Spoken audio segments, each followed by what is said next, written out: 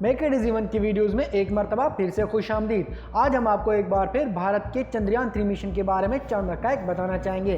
جیسا کہ ہمارے پڑوسی ملک بھارت کا چندریان 3 مشن جو کچھ دن پہلے ہی چاند پر پہنچ چکا ہے، اس مشن سے انڈیا $231 ارب امریکی کما سکتا ہے۔ اگر انڈیا کو چاند پر پانی مل جاتا ہے تو جس طرح زمین پر مختلف قیمتی معدنیات نکالنے کے لیے کان کنی کی جاتی ہے اور پھر وہ معدنیات نکالی جاتی ہیں، بالکل اسی طرح چاند پر بھی انڈیا کی طرف سے کان کنی کی جائے گی اور قیمتی معدنیات نکالی جائیں گی، جس کے بعد انڈیا اپنی کالونی چاند پر بنائے گا اور اس کی حکومت زمین کے ساتھ ساتھ چاند پر بھی ہوگی۔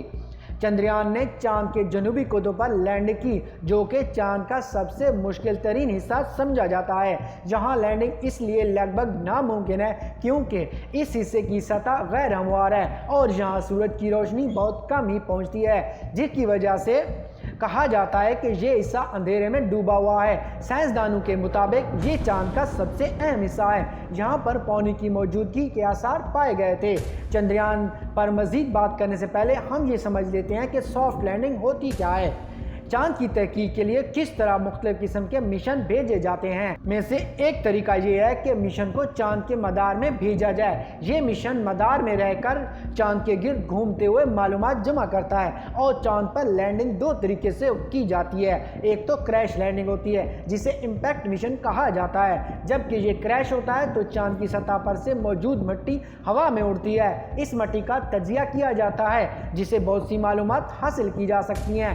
چاند پر لینڈنگ کا دوسرا طریقہ سافٹ لینڈنگ ہے۔ اس میں لونر مشن سے پورا لینڈر بھیجا جاتا ہے۔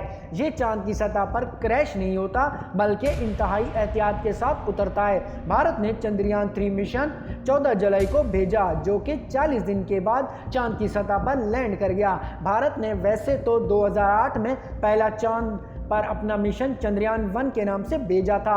تب وکرم سارا بھائی کی قیادت میں بھارت نے اپنا یہ والا راکٹ لانچ کیا۔ اس راکٹ کے پارٹس انڈین سائنسدانوں نے سائیکلوں اور بیل گاڑیوں پر رکھ کر سائٹ پر پہنچائے تھے۔ پھر مختلف حصوں کو سائٹ پر لے جا کر جوڑا گیا اور راکٹ تیار کیا گیا، پھر اسے لانچ کیا گیا۔ آج بھارت نے چاند پر لینڈنگ کی تو کہا جا رہا تھا کہ بھارت سائیکل کے ذریعے چاند تک پہنچا ہے۔ 2019 میں اس نے اپنا دوسرا مشن چاند کے لیے بھیجا، اسے چندریان 2 کا نام دیا گیا۔ یہ مشن چاند تک تو پہنچ گیا لیکن سافٹ لینڈنگ کے دوران اس کا لینڈر گر کر تباہ ہو گیا۔ چاند کی سطح سے 2 کلومیٹر کے فاصلے پر لینڈر کا زمین سے رابطہ منقطع ہو گیا اور یہ چاند کی سطح پر کریش ہو گیا۔ بھارتی سائنسدانوں نے چندریان 2 میں ہونے والی غلطیوں کے ڈیٹا کا مطالعہ کیا اور اس کا جائزہ لے کر چندریان 3 میں ان غلطیوں سے چھٹکارا پایا۔ چندریان 3 کا وزن 3900 کلو گرام ہے۔ اس کا مشن بھی وہی ہے جیسے پہلے والے مشن کا تھا، یعنی چاند کی سطح پر پانی کی تلاش۔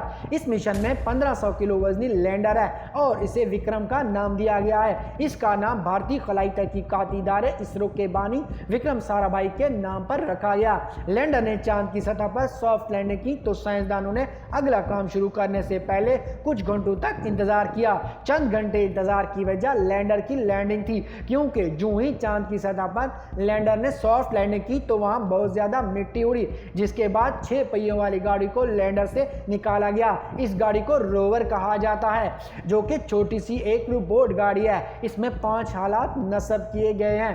یہ چاند کی سطح کی خصوصیات، سطح کے قریب ماحول اور سطح کے نیچے کیا ہو رہا ہے اس کا مطالعہ کرنے کے لیے مختلف سرگرمیوں پر اپنی توجہ مرکوز کرے گا۔ اس کے علاوہ لینڈر بھی ایک ہی جگہ پر کھڑا ہو کر ڈیٹا کلیکٹ کرتا رہے گا، لیکن یہاں یہ سوال پیدا ہوتا ہے اس جمع شدہ ڈیٹا کو زمین پر کیسے بھیجا جائے؟ تو جناب یہاں چندریان 2 کام آئے گا۔ ہم سمجھتے ہیں کہ یہ مشن فیل ہو گیا، لیکن چندریان 3 کے لیے ڈیٹا ڈیلیوری کا کام کرے گا۔ چندریان کی سب سے بڑی حیران کن بات اس کا انتہائی سستا ہونا ہے۔ چندریان 3 کا بجٹ صرف $74 ملین ہے۔ یہ پیسے اتنے کم ہیں کہ اتنے میں تو ہالی ووڈ کی سائنس فکشن فلم بھی نہیں بنتی۔ اس کا اندازہ اس بات سے لگائیں کہ ناسا کے مشن پر $93 ارب خرچ کیے جائیں گے۔ یہ 2025 میں لانچ کیا جائے گا، جبکہ چائنا سافٹ لینڈنگ کے لیے چاند پر جو خرچہ آیا وہ تقریباً $13 ارب تھا۔ کے ذہن میں یہ سوال آتا آتا ہوگا کہ یہ ممالک چاند پر آخر پہنچ کر کیا کرنا چاہتے ہیں، آخر اتنے پیسے خرچ کرنے کا ان ممالک کو کیا فائدہ ہے۔ سائنسدانوں کا ماننا ہے کہ چاند ڈیپ اسپیس کا